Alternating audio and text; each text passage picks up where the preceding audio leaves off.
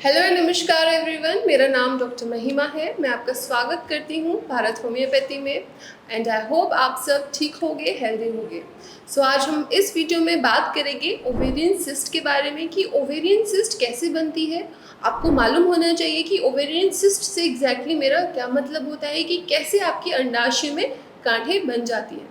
तो आइए बात करते हैं कि ओवेरियन सिस्ट अंडाशय क्या होता है। पहले आपको ये मालूम होना चाहिए, बच्चेदानी की साइड में लेफ्ट साइड और राइट साइड दो अंडाशय होते हैं। उन अंडाशयों को इंग्लिश में बोला जाता है ओवरीज। अब ये जो ओवरीज होती है, ये ओवरीज से हर महीने जब आपके पीरियड्स होते हैं, वो हर महीने एक तरफ की ओवरी से एक अंडा निकलता है जिसको एग बोलते हैं। वो अंडा किसी भी ओवरी से निकल सकता है। ये बिल्कुल भी स्पेसिफिक नहीं है कि एक महीने अगर आपको पीरियड्स हुए तो लेफ्ट ओवरी से अंडा निकलेगा या फिर नेक्स्ट मंथ आपको राइट से निकलेगा। ये आपकी किसी भी ओवरी से आपका जो अंडा होता है वो रिलीज हो सकता है। तो अब जब एग आपकी ओवरी से रिलीज हो रहा है, मतलब अंडा जब आपकी ओवरी से निकल रहा है बाहर, तो उस प्रोसेस में जब कुछ सिस्ट बन जाती है। अब ये जो सिस्ट का फॉर्मेशन होगा, यही इस वीडियो में मैं आगे आपको बताऊंगी। तो जब ओवरी से अंडा बाहर निकल रहा है, तो जो ओवरी के अंदर कुछ फ्लूइड बच जाता है, उस फ्लूइड को बोला जाता है फॉलिकुलर फ्लूइड। अब जब वो फॉलिकुलर फ्लूइड बच गया है, वो बाहर आ जाता है ओवरी से और वो श्रिंक हो जाता है। अब जब ये फॉलिकुलर जो फ्लूइड है ये श्रिंक हो गया और एक गांठ वहाँ पर बन गई है, इसी को बोला जाता है फॉलिकुलर सिस्ट या फिर फंक्शनल सिस्ट। ये एक तरह की ओवरी की सिस्ट होती है जो कि आपके अंडे के रिलीज होने के बाद बनती है। जब आप सोनोग्राफी कराते हैं तो इसको बोलते हैं पानी की गांठ आपकी ओवरी में बनी हुई है। यही होती है कि ओवरी सिस्ट आपकी बन चुकी है।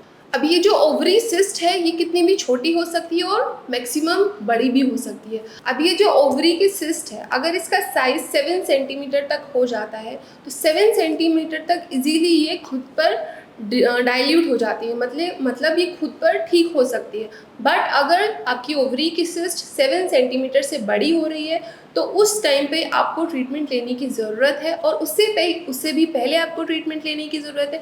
बट कुछ केसेस में देखा गया है, ये जो सिस्ट होती है लाइफस्टाइल मैनेज करने पर, डाइट मैनेज करने पर खुद से ठीक हो जाती है। बट अगर आपकी ओवरी की सिस्ट, जिसको फॉलिकुलर सिस्ट या फिर फंक्शनल सिस्ट बोलते हैं, अगर ये ठीक नहीं हो रही है, तब आपको ट्रीटमेंट लेना है और अपनी ओवरी की सिस्ट को ठीक करना है।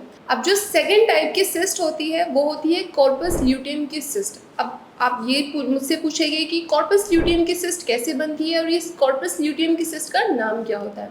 ये जो कॉर्पस ल्यूटियम की सिस्ट होती है ये होती है हेमरेजिक सिस्ट, मतलब खून की गांठ अगर आपकी अल्ट्रासोनोग्राफी में आ रही है तो समझ जाइए ये आपकी कॉर्पस ल्यूटियम की सिस्ट से बनी है।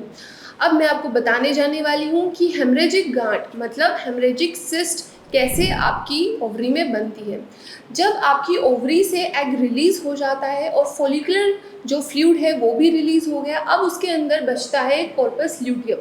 अब जो कॉर्पस ल्यूटियम होता है ये येलो कलर का होता है। ये जो येलो कलर है ये ल्यूटियम पिगमेंट की वजह से उसका होता है। अब अगर ये जो कॉर्पस ल्यूटियम है इसमें कुछ वेसल्स रप्चर हो जाए तो इसमें बन जाती है हेमरेजिक सिस्ट। ये हेमरेजिक सिस्ट अगर किसी भी फीमेल को हो जाती है तो उसके जो पीरियड्स होते हैं वो इरेगुलर हो जाते हैं, और उसको जब उसका ओव्यूलेशन हो रहा होता है, मतलब महीने के 14th डे में या 14th डे से 16th डे में जब उसका ओव्यूलेशन हो रहा है मेंस्ट्रुअल साइकिल में, तब उसको वहाँ पर पेन भी होता है एब्डोमेन में। ये हेमरेजिक सिस्ट काफ़ी हार्मफुल होती है बॉडी के लिए, एक फीमेल के लिए। तो हेमरेजिक सिस्ट का तुरंत से तुरंत आप ट्रीटमेंट लेगी तब ये ठीक हो पाएगी।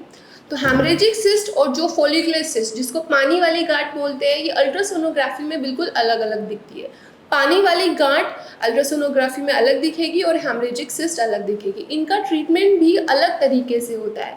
तो अपनी सिस्ट का टाइप जानिए कि आपको पानी वाली गांठ हुई है या फिर हेमरेजिक सिस्ट जो कि खून की गांठ हुई है, तो उसके अकॉर्डिंग उसका ट्रीटमेंट लीजिए। Thank you.